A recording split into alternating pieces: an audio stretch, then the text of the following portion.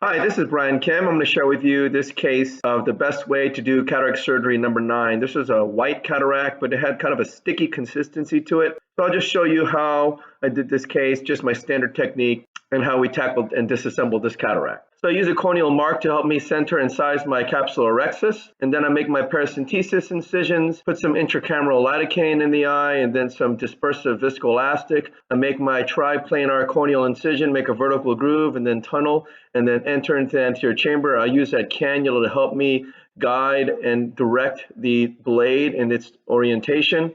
And then I do my capsulorhexis. I do a puncture style technique where I puncture to the center and then pull down. I like to start in the subincisional area.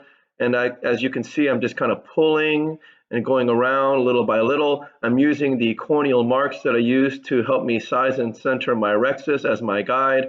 I'm going around and grabbing and re-grabbing, making sure I'm minimizing any viscoelastic egress and making sure that the contour and the diameter of the capsulorhexis is uniform, 360 degrees.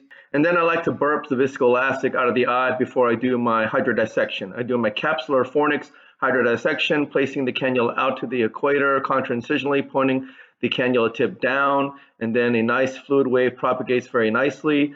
I decompress the bag on the left side and then on the right side, and then I'm just pushing and kind of turning the lens. As you can see, the lens just dials very nicely at this point. I like to lift the incision and with irrigation off, enter into the main incision to minimize Descemet's trauma. I'm removing the surface epinuclear material. I can see that the lens is somewhat sticky and kind of a hazy white appearance.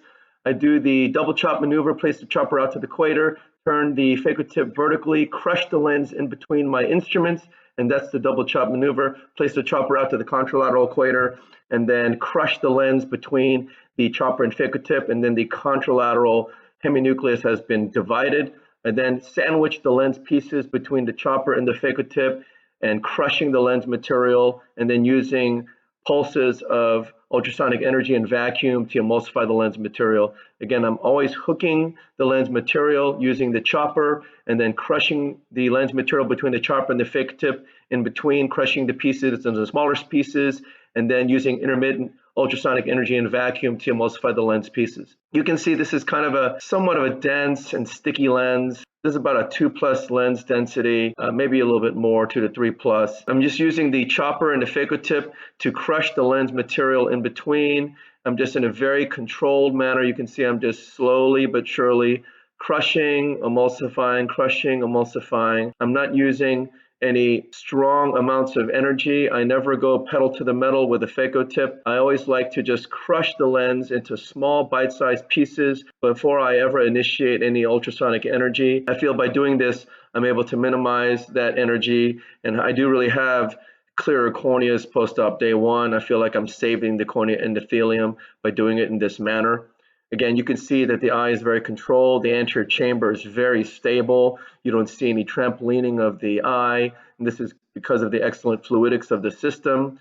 But also the mechanical fracturing techniques really allow me to just do my job and focus on crushing the lens material without worrying about the capsular bag. The capsular bag just stays out of my way the entire time.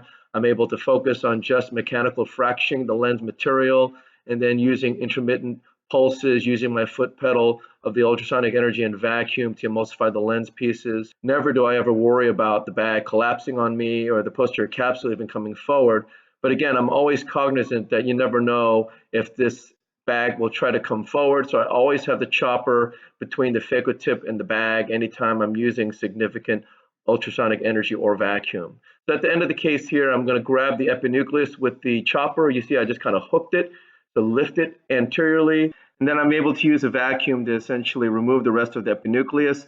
I'm placing the chopper deep to the bag again to make sure that the bag doesn't come forward as I'm removing that epinuclear material. I'm pushing BSS and I pull the phaco tip out and then the INA tip, again doing that kind of fluid exchange technique to make sure that the chamber stays rock stable. I start with my subincisional cortex doing the INA. You can see that the bag is fairly free of much cortex here, and that was because of this consistency of this lens. I've noticed these sticky lenses tend to have the epinucleus, endonucleus, even the cortex all kind of stuck together. Sometimes those cases can be rather challenging because all of the lens material wants to stay together, and it can be a little bit trouble trying to separate each of the pieces. And in my experience, those cases tend to have a fairly clean bag. But nonetheless, I want to remove any cortical material. I also want to make sure I remove as much lens epithelial cells as possible. You can see I'm using this polymer tip to remove all the anterior capsule surface lens epithelial cells as well as the posterior capsular surface lens epithelial cells. You can see, especially with this Luxor microscope, I'm able to get a really good view of all that lens epithelial cells and any little bit of cortical wisps that I might see. I'm pushing BSS through my paracentesis incision into the subincisional fornix. And I like to do this because sometimes I'll have some hidden surprises. There'll be some cortical wisps, which I call dust bunnies. But in this case, the bag is fairly clean. I'm pushing viscoelastic in the eye and then pulling the INA tip out and then switching to this sweep. And I'm going to go ahead and sweep the capsular bag again under the anterior capsular surface. Now that the bag is completely inflated, I'm just going around and doing an extra job of cleaning all the lens epithelial cells on the anterior surface, first on the left side and then on the right side. I'm injecting this single piece acrylic intraocular lens inside the capsular bag. And then with the INA off, I go into the eye, inflate the anterior chamber, and then release the haptics one at a time.